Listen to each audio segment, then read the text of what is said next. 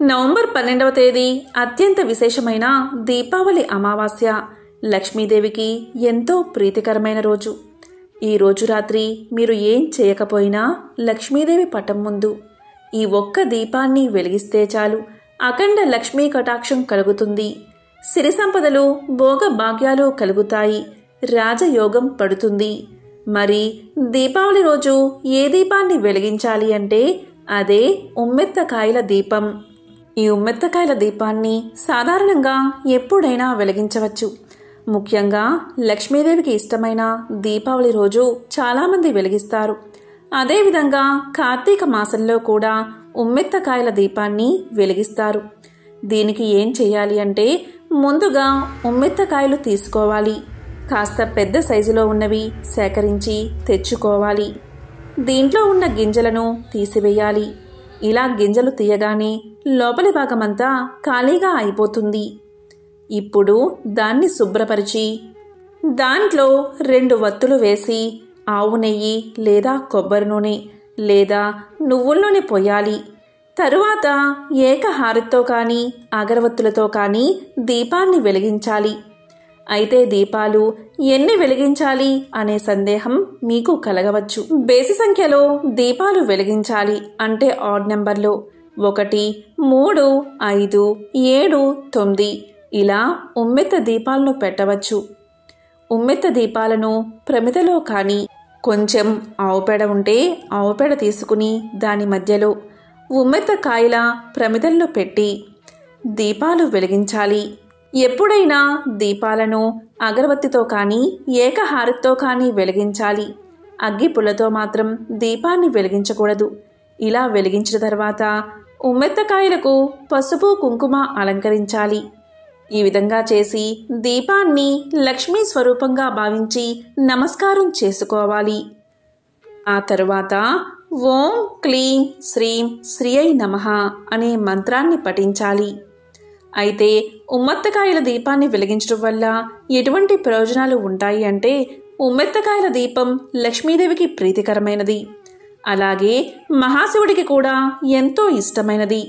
అందుకే ఈ దీపాన్ని దీపావళి అమావాస్య రోజు లక్ష్మీదేవికి దీపాన్ని వెలిగిస్తే తరతరాలకు తరగని ఆస్తి కలుగుతుంది. అందుకే మన పూర్వీకులు దీపావళి అమావాస్య రోజు ఖచ్చితంగా ఇలా ఉమ్మెత్తకాయలతో దీపాన్ని వెలిగించేవారు. ఇలా వెలిగించడం వల్ల లక్ష్మీదేవి అనుగ్రహం పొందుతామని వారి నమ్మకం.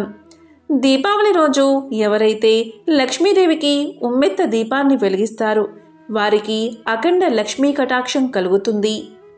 ఈ ఉమ్మెత్తకాయల దీపాన్ని ఏ రోజుల్లో వెలిగించవచ్చు అంటే ఈ దీపాన్ని అమావాస్య రోజు లేదా పౌర్ణమి రోజు లేదా సోమవారం లేదా కార్తీక మాసంలో ఏ రోజైనా సరే లేదా శ్రావణ మాసంలో ఏ రోజైనా సరే వెలిగించవచ్చు. ఉమ్మెత్తకాయలలో కొబ్బరి నూనె పోసి దీపాన్ని వెలిగించడం వల్ల సంతాన భాగ్యం కలుగుతుంది. అదేవిధంగా సోమవారం కార్తీక మాసంలో ఆ మహాశివయ్య ముందు ఈ ఉమ్మెత్త దీపాన్ని వెలిగించడం వల్ల కోరిన కోరికలు తీరతాయి. కార్తీక మాసంలో అయితే ఉమ్మెత్తకాయల దీపాలలో ఆవు నెయ్యి పోసి దీపాన్ని వెలిగించండి. సంతానం కోరుకునేవారు కొబ్బరి నూనె పోసి దీపాలను వెలిగించండి. మిగతా రోజుల్లో నువ్వుల నూనె పోసి దీపాలను వెలిగించండి. ఉమ్మెత్త చెట్టులోని ప్రతి భాగము లక్ష్మీప్రదమైనదే. ఉమ్మెత్తకాయల దీపాలను వెలిగించి నదుల్లో కూడా వదులుతారు. కార్తీక మాసంలో నదులలో ఇలా వదలడం వల్ల జీవితంలో ఉత్తమ ఫలితాలు కలుగుతాయట. అదేవిధంగా దసరా సమయంలో చివరి రోజు పూల బతుకమ్మను నిమజ్జనం చేసే సమయంలో గౌరీదేవి పక్కన దీపం పెట్టి బతుకమ్మ చుట్టూ తిరుగుతూ ఆడుతూ పాడుతూ నెత్తిమీద తీసుకువెళ్లి నిమజ్జనం చేస్తారు. కాబట్టి ఉమ్మెత్తకాయల దీపాన్ని వెలిగించడం వల్ల ఎన్ని ఉత్తమ ఫలితాలు కలుగుతాయి. ముఖ్యంగా దీపావళి అమావాస్య రోజు లక్ష్మీదేవికి ఉమ్మెత్తకాయల దీపాన్ని ప్రతి ఒక్కరూ వెలిగించడం అస్సలు మర్చిపోవద్దు. దీపావళి హిందువులు జరుపుకునే అతి ముఖ్యమైన పండుగల్లో ఒకటి. ప్రతి సంవత్సరం ఆశ్వయుజ అమావాస్య రోజు దీపావళి పండుగను జరుపుకుంటారు.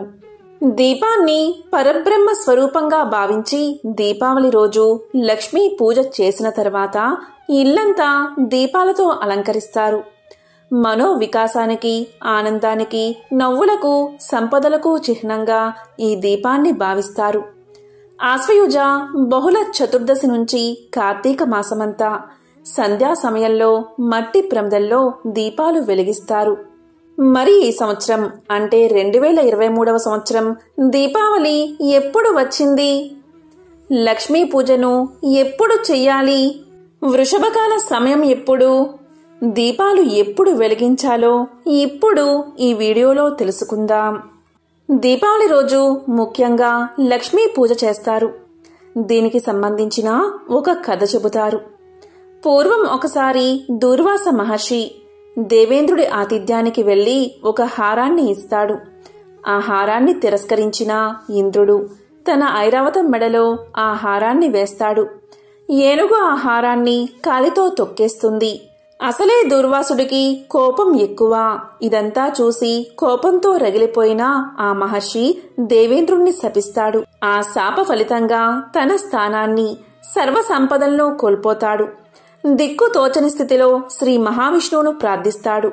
కనికరించిన శ్రీ మహావిష్ణువు ఒక జ్యోతిని వెలిగించి దానిని శ్రీ మహాలక్ష్మి స్వరూపంగా తలచి పూజించమని ఉపదేశిస్తాడు. ఇంద్రుడు అలా చేసిన తర్వాత పోయిన సిరి సంపదలు తిరిగొచ్చాయని పురాణ కథనం. అప్పట్నుంచి లక్ష్మీదేవిని పూజించిన వారికి సర్వ సంపదలు చేకూరతాయని నమ్ముతారు. ఇక ద్వాపర యుగంలో దీపావళి. భూదేవి వరహస్వామికి అసుర సమయంలో జన్మించిన నరకాసురుడు తల్లి చేతిలో మాత్రమే మరణించేలా వరాన్ని పొందుతాడు.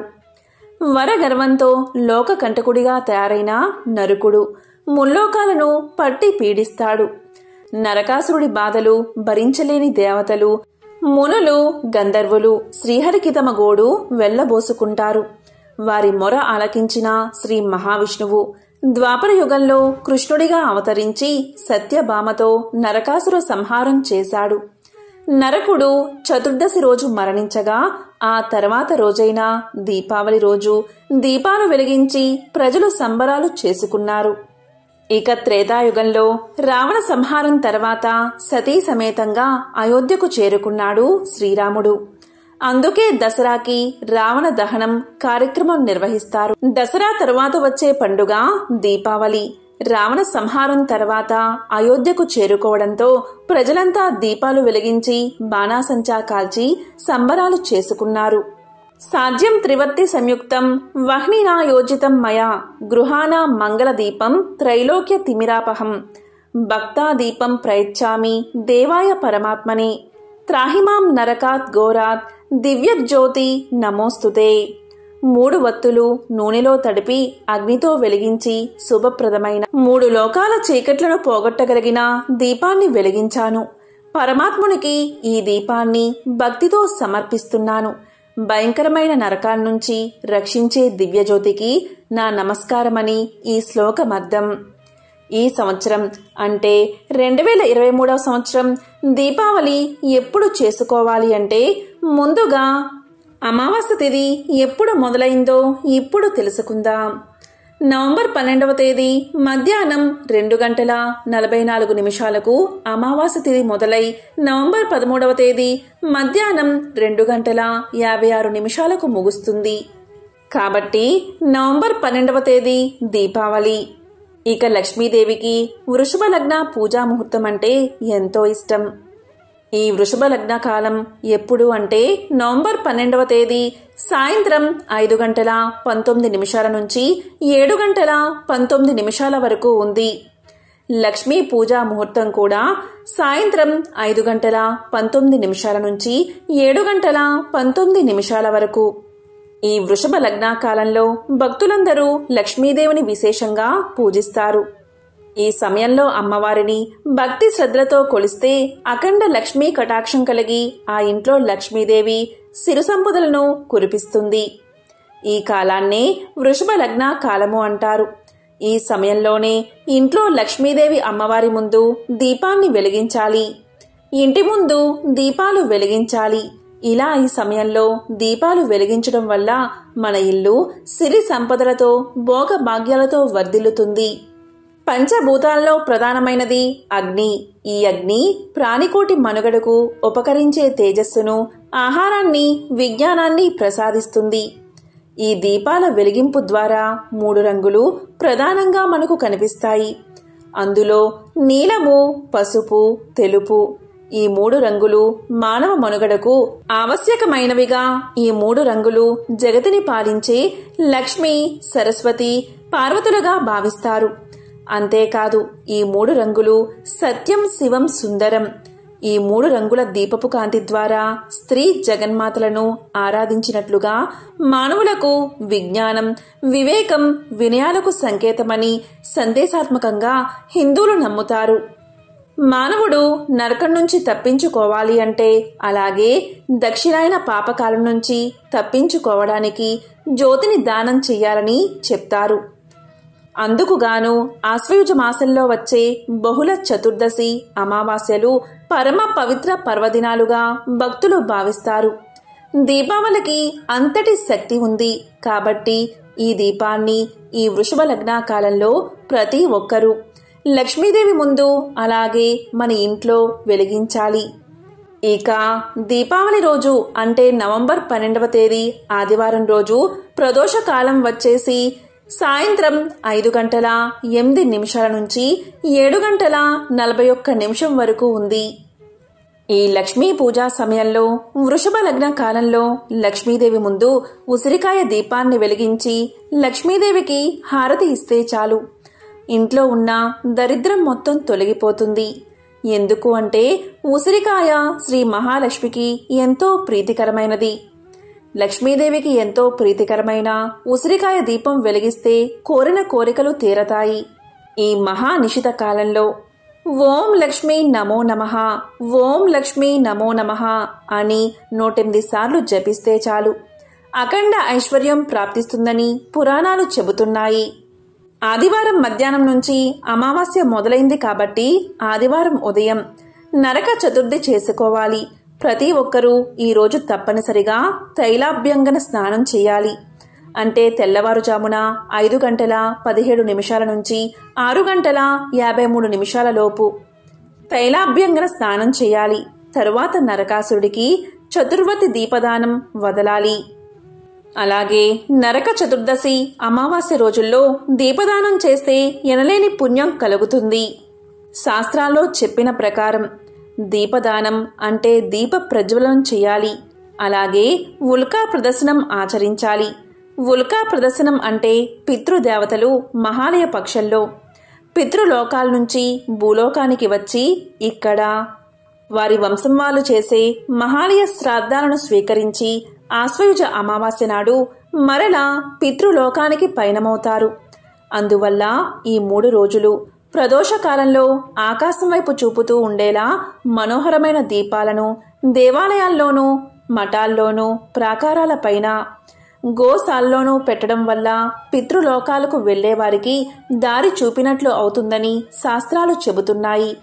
అందుకే మన తెలుగు రాష్ట్రాల్లో చాలా ప్రాంతాలలో కాగడాలను వెలిగించి ఆకాశం వైపు చూపిస్తూ ఉంటారు.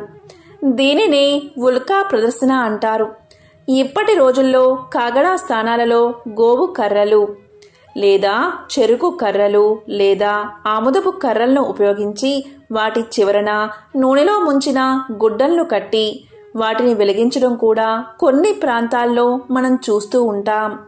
అంతేకాదు ఆశ్వయుజ చతుర్దశి, ఆశ్వయుజ అమావాస్య, అలాగే కార్తీక పౌర్ణమి ఈ 3 రోజులను దీపావళి దినములు అంటారు. ఈ 3 రోజుల్లో కూడా ఎటువంటి దానం చేసినా, అలాగే ఉల్కా ప్రదర్శన చేసినా లేదా దీపదానం చేసినా అటువంటి వారికి అక్షయ ఫలితం కలుగుతుంది. కాబట్టి ఎంతో విశేషమైన పవిత్రమైన దీపావళి రోజు లక్ష్మీదేవి ముందు ఆవు నెయ్యితో దీపాన్ని వెలిగించి ఆ లక్ష్మీదేవి యొక్క పరిపూర్ణ అనుగ్రహాన్ని పొందండి.